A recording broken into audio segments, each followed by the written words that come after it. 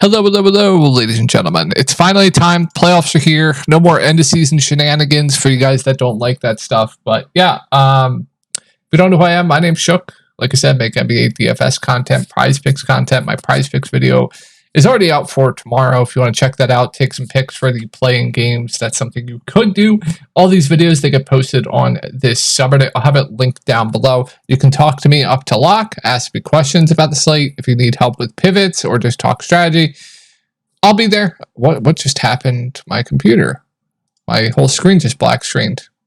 Hopefully you guys didn't see that. But yeah, make updates with all the news. You can ask me questions about the slate, pretty much anything you need. I will have that link down below.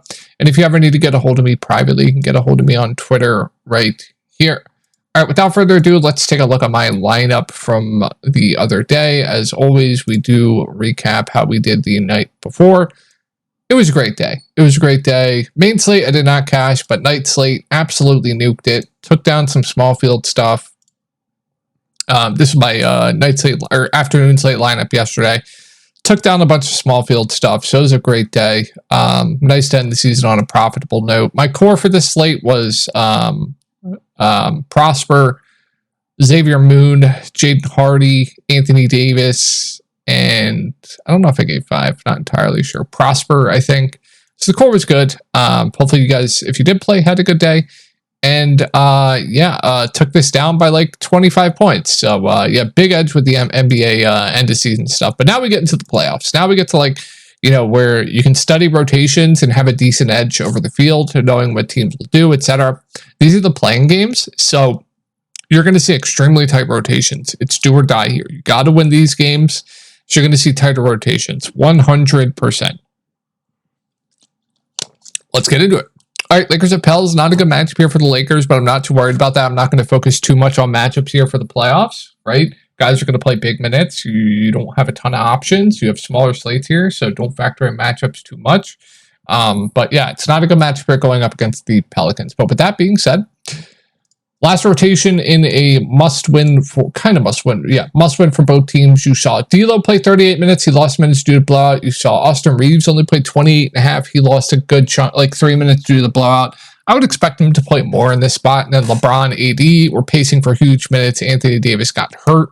And then Rui Hachimura are going to play big minutes. You saw Jackson Hayes, Gabe Vincent, Torian Prince, Spencer Dinwiddie round out the rotation. So they're at 9 bodies. I think there's a good chance they could slim that down to 8, maybe boot, one of Jackson Hayes, Gabe Vincent from the rotation.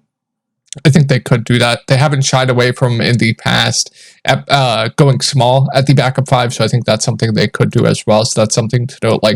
No matter what, I'm not going to play 4K Jackson Hayes, right? It just makes, Prince like a playable value, possibly, Rui, possibly, but it's not going to change too much, right? With that being said, 80 up at the top. I definitely do prefer him to LeBron James. You guys always know I always prefer Anthony Davis to LeBron James. I like the matchup here as well. He's going to get a good dose of Larry Nance. I don't think Jonas Valanciunas, either way, Jonas hasn't really been playing too many minutes, but last game of this matchup, he only played 7 minutes. So I just don't expect Jonas Valanciunas to play much here. So Anthony Davis should be able to feast up against this Pels front court.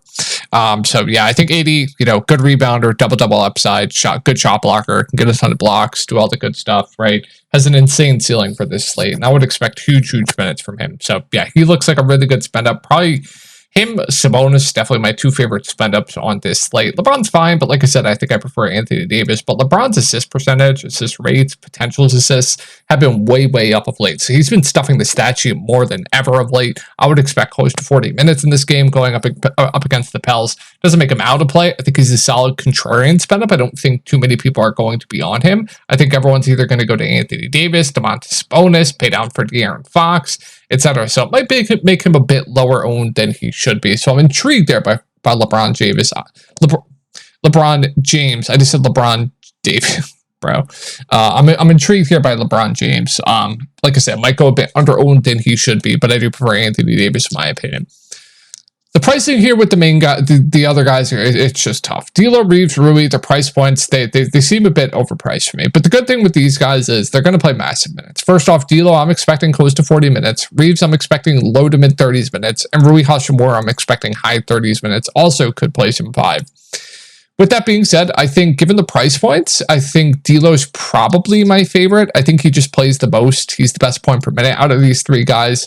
I don't think at their price points they're must plays for me, but they're fine last piece filler-ins. I think they're just priced right. D'Lo's a guy that can stuff the stat sheet, good score, good to play big minutes. I don't mind him. Washington Reeves, kind of similar price points to D'Lo. I'd just much rather play D'Lo.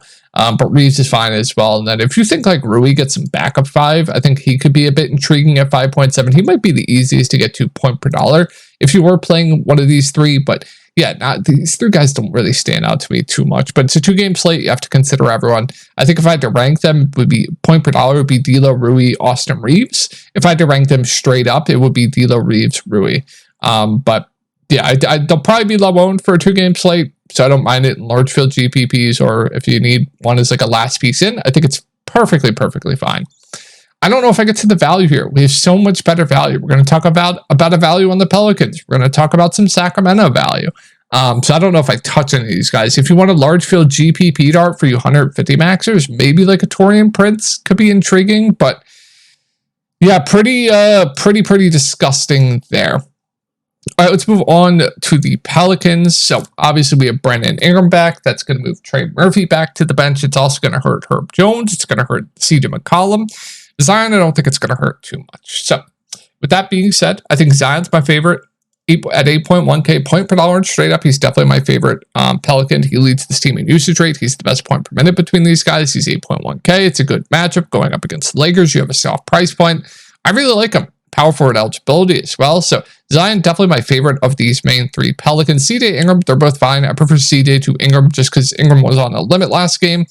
I would expect his minutes to uptick, lost a bit due to the blowout. I would expect around low 30s minutes probably for Brandon Ingram. Take a look at the rotation last game for the Pelicans. You saw, like I said, Jonas Valanciunas just didn't play much. They played Larry Nance a ton. I would expect that to happen again here. Larry Nance has been starting the second half most games, so I would expect that to happen once again here. Trey Murphy still played big minutes off of the bench. You saw some Dyson Daniels. I think he could get booted out of the rotation. Alvarado, 100% will play. Trey Murphy, 100% is going to play. So I think there's a chance Dyson could get booted from the rotation. We'll see. And then Larry Nance, and then obviously CJ, Zion, they're going to have to play big minutes. And then I expect low 30s for Brandon Ingram. So yeah, Zion is definitely the clear breadwinner here. I think he's the best personally. I do prefer CJ to Brandon Ingram just because the minutes limit with Brandon Ingram. I would expect, like I said, low 30s. Doesn't make him out of play at this price point. Really good matchup here going up against the Lakers. And if he's unowned, I'm definitely intrigued in larger field tournaments because we know Brandon Ingram's a guy that when he's out there, he is going to chuck the ball. I was watching some interviews of Brandon Ingram after the Lakers game. I've watched interviews for almost all these players for props, for DFS, etc. They want him to be a lot more aggressive tomorrow. They want him shooting more shots tomorrow, etc. So if you get low 30s minutes from a 7.3K Brandon Ingram in a really good matchup going up against the Lakers at no ownership, I definitely think that's intriguing in large field GPPs. Even in single entry, I don't mind it at no ownership. So I am intrigued here by Brandon Ingram. CJ McCollum's fine, and then Zion, definitely my favorite straight up. Trey Murphy's just too pricey with Brandon Ingram back. It's hard for me to prioritize him. Another large field GPP dart, and then if Brandon Ingram plays more minutes, that could hurt Trey Murphy's minutes. Herb Jones is playable just there for me at 5.1K. Probably going to play all the minutes that he can handle. They kind of need him out there for his defense, right? So I'm expecting big minutes. That's basically the only positive with Herb Jones.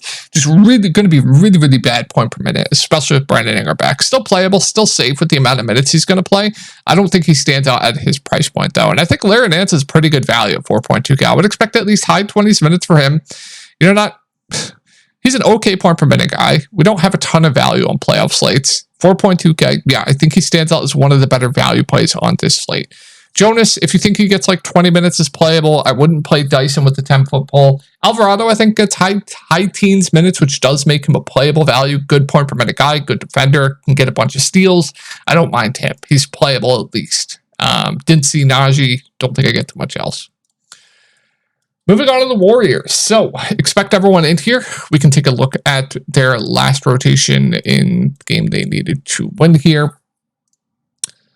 They played Clay 40 minutes, Andrew Wiggins low 30s, Trace 21, Stephen Curry 32, Draymond Green 36. There was no Kuminga in this game. I also think, they could tighten up the rotation here a little bit at least. So Okay spot going up against Sacramento. I mean, it's the playoffs. It's the play-in. It's Steph Curry, sub 9K with a massive ceiling that no one's going to play. Like him quite a bit in GPPs. Draymond Green at 6'4" is very, very safe. I would expect high 30s minutes, stat sheet stuffer, good rebounder, good facilitator. Not going to put the ball in the basket much, but with his stat sheet stuffing, probably going to get you around 30, 40 fantasy points, 6.4K. It's solid.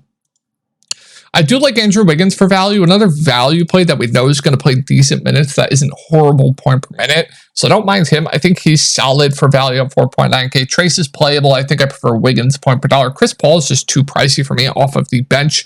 I would expect Kuminga to play off of the bench. I was reading some quotes about Steve Kerr wanting, when they're on a hot streak like this, when they're winning games, they kind of want to keep the same lineup going. So we'll see. They could do a number of things with the starting lineup, just make updates, etc. And yeah, I think Wiggins is definitely point per dollar. One of my favorite plays in this Warriors team. I like Steph. I like Draymond. I don't know if I get to like a Moody. Kevon Looney could play. I don't know if I get to like a Pods, more of a large field GPP dart. And I think that's going to round it up for the Warriors. Let's move on to Sacramento here. Probably one of my favorite teams to target. I don't understand the price points here. And look at this rotation they ran in a must-win game. They ran 7 guys. You saw Alex Len play 5 minutes. 7 guys. I would expect this to happen again tomorrow.